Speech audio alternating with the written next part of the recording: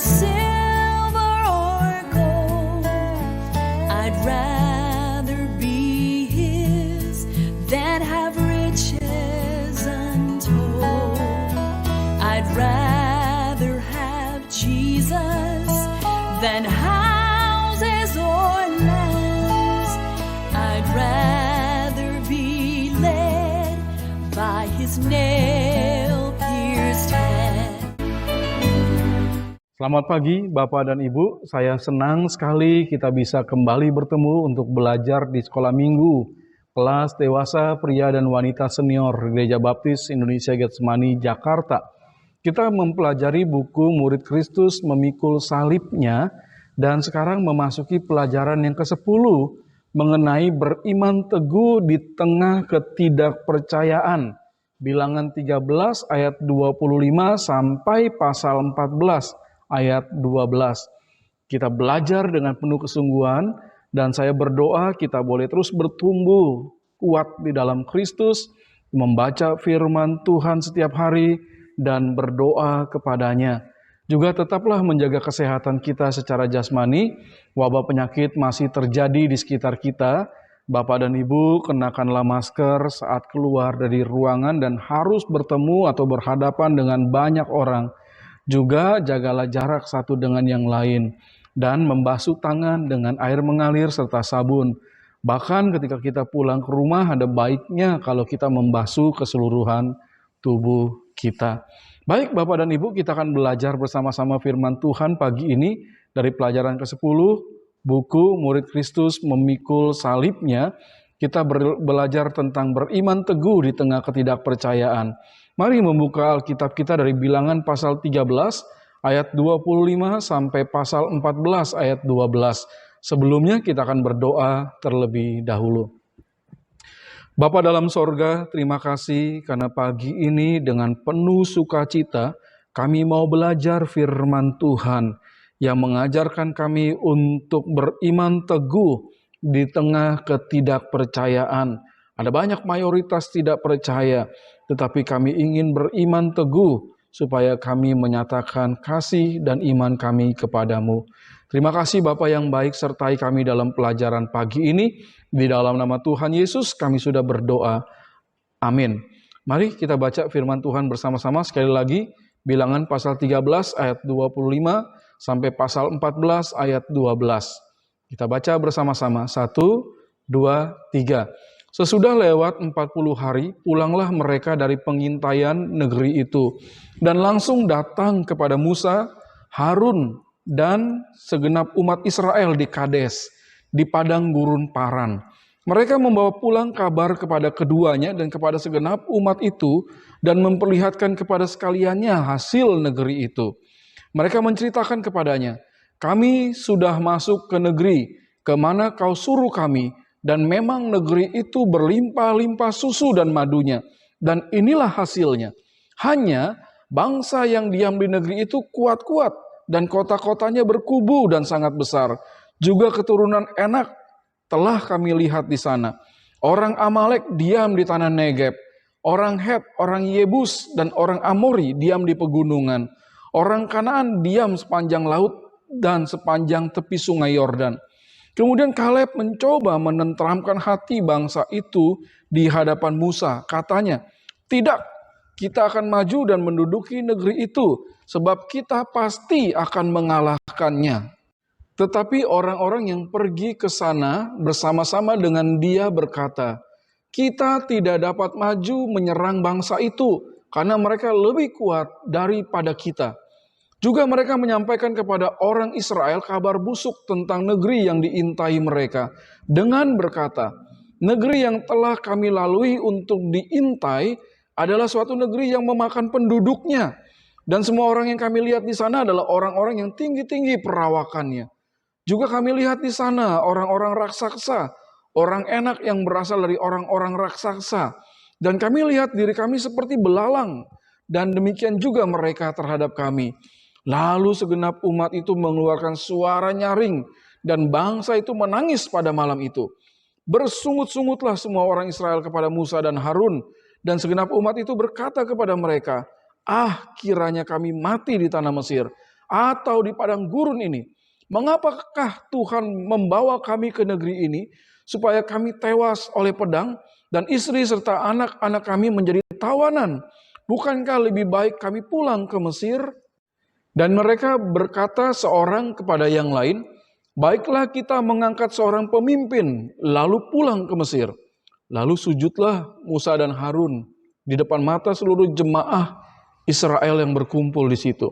Tetapi Yosua bin Nun dan Kaleb bin Yefune, yang termasuk orang-orang yang telah mengintai negeri itu, mengoyakkan pakaiannya dan berkata kepada segenap umat Israel, "Negeri yang kami lalui untuk diintai itu adalah luar biasa baiknya.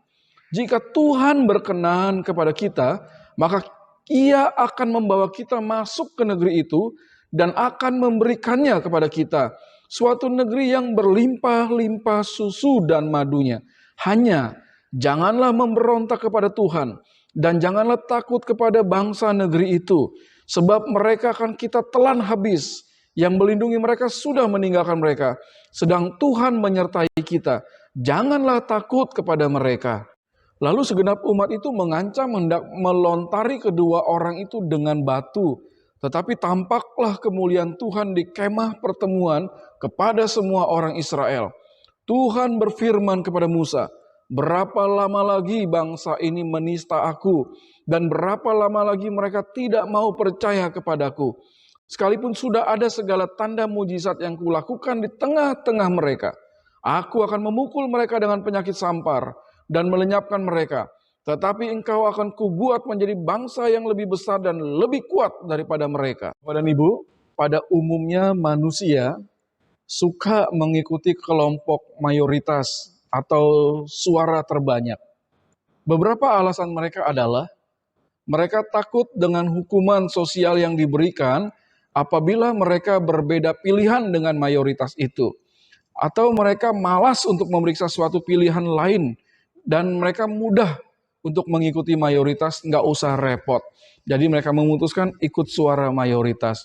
Namun berkaitan dengan kebenaran, apakah kita juga akan mengikuti suara mayoritas jika mayoritas itu salah? Kebenaran akan tetap merupakan kebenaran, tidak peduli berapapun pengikutnya, sekalipun mayoritas itu tidak memihak kepada kebenaran. Tetapi kebenaran adalah tetap kebenaran dan setiap orang yang mengikuti kebenaran ada di jalan yang benar. Allah ingin kita memiliki iman yang teguh, yang tidak bergantung kepada mayoritas yang salah, tetapi kepada kebenaran Allah saja. Pada pelajaran kali ini, kita akan melihat 4 alasan bahwa beriman teguh itu penting bagi orang percaya. Nah, Bapak dan Ibu, saya ingin kita memperhatikan pertanyaan ini dan menjawab.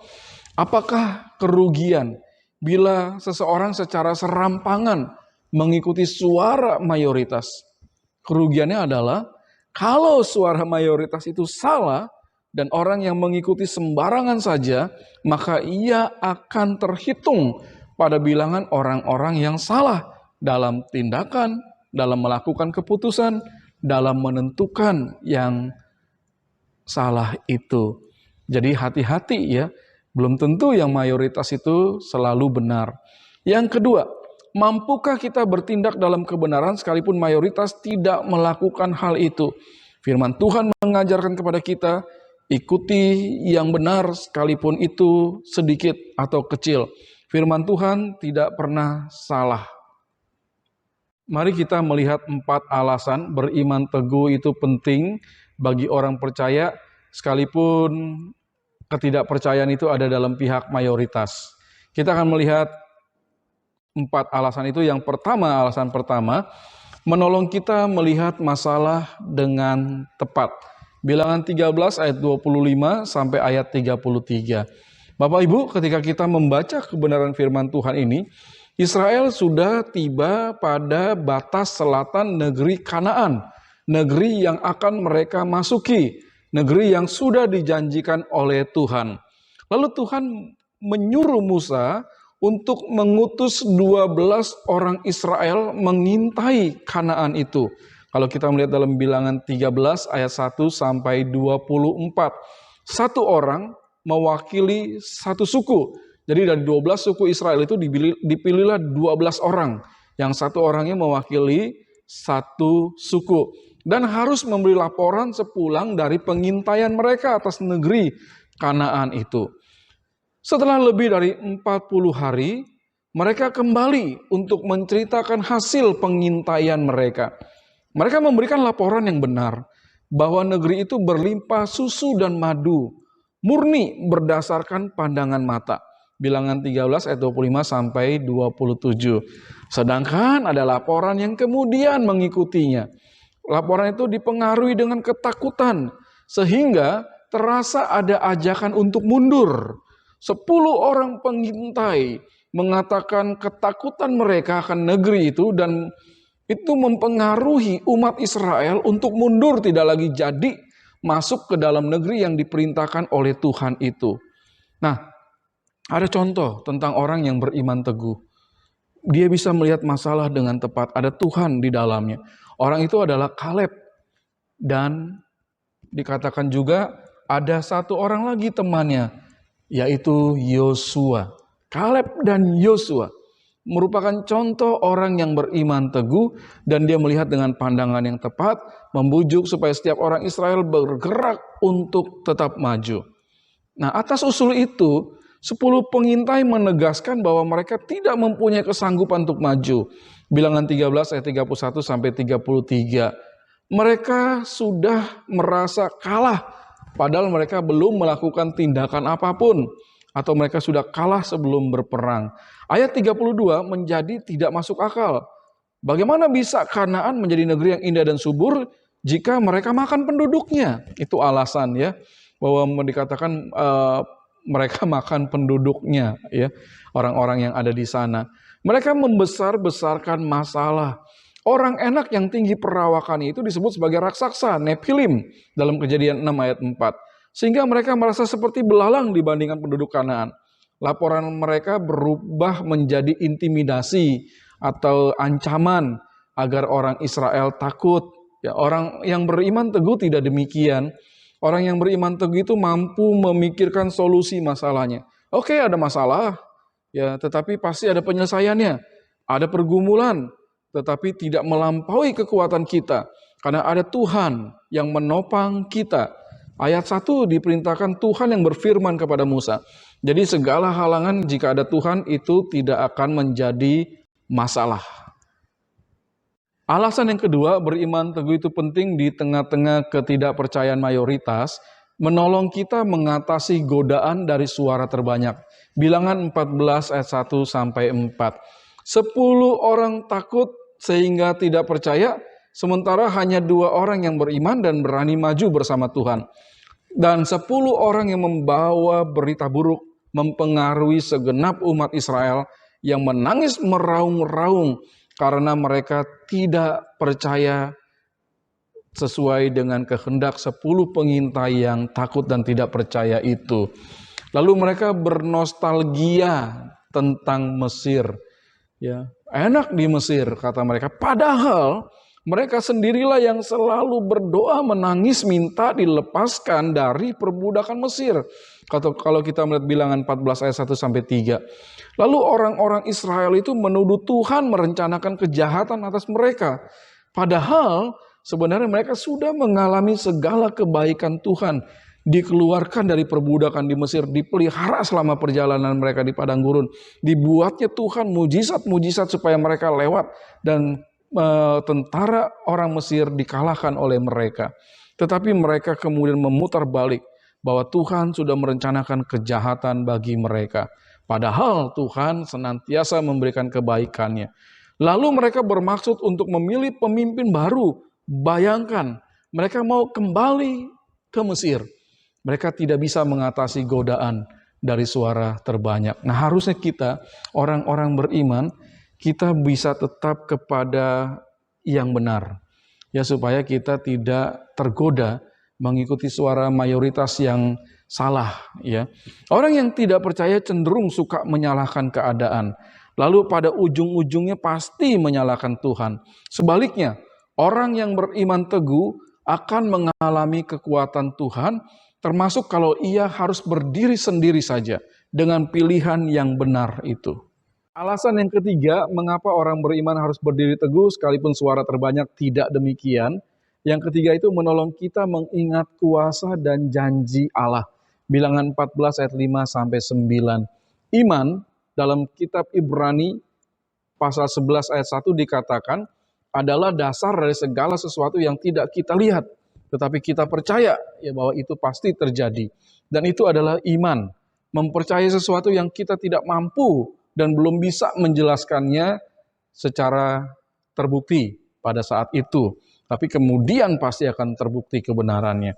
Iman memerlukan persetujuan intelektual dan terutama keyakinan sebagai dasar yang paling kuat.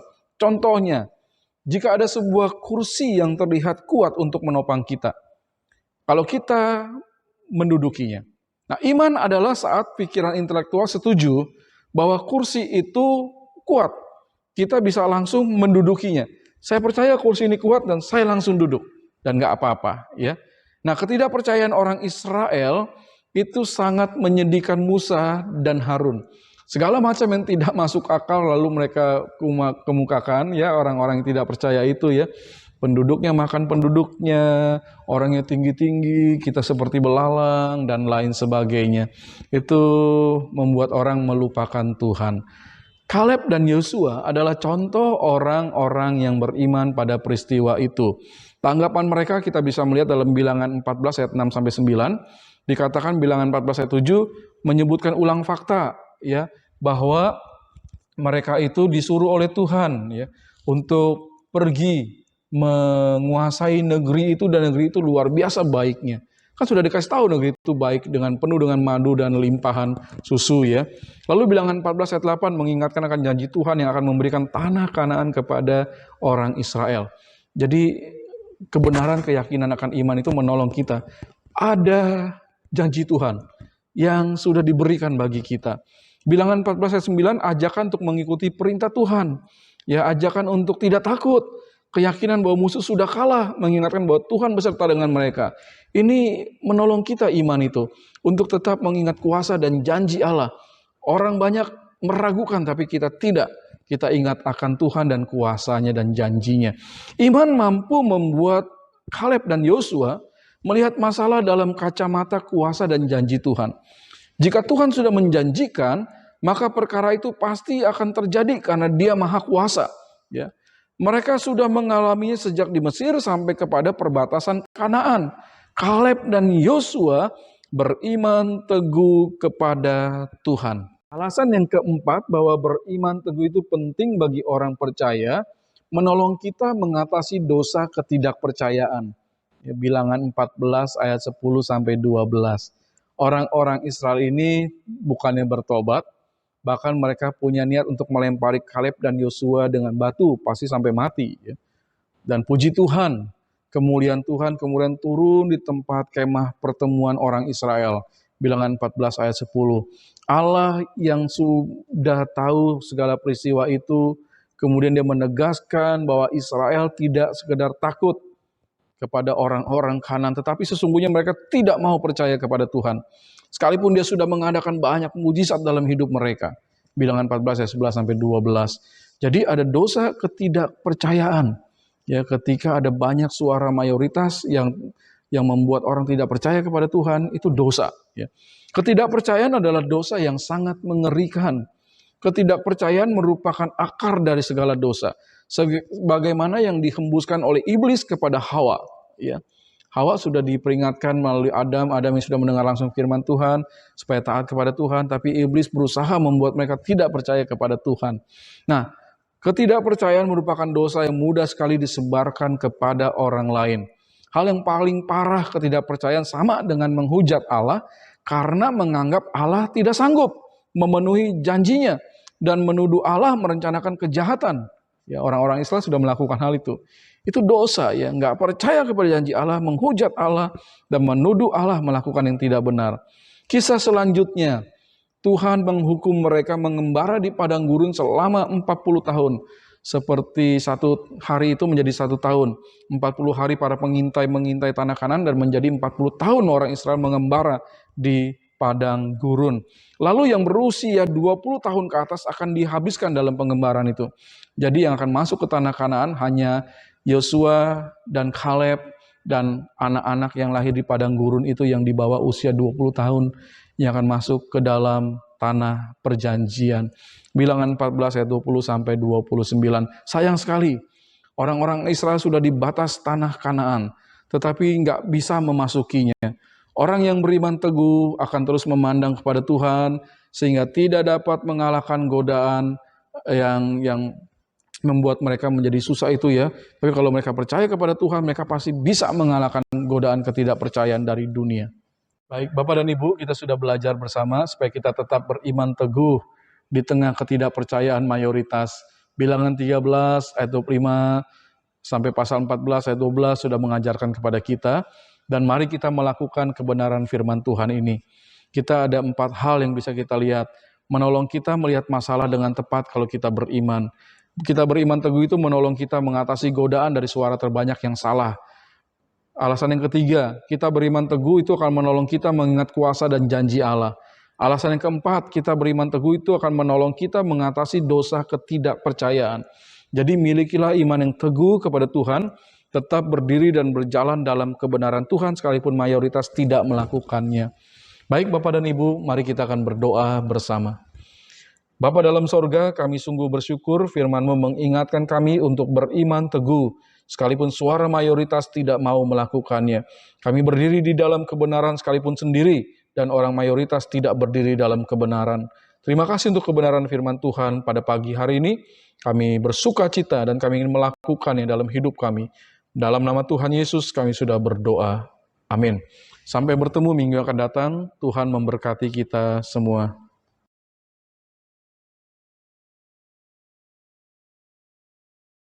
Than to be the king of the vast domain, or be held in sin's dread sway. I'd rather have Jesus than anything this world affords today.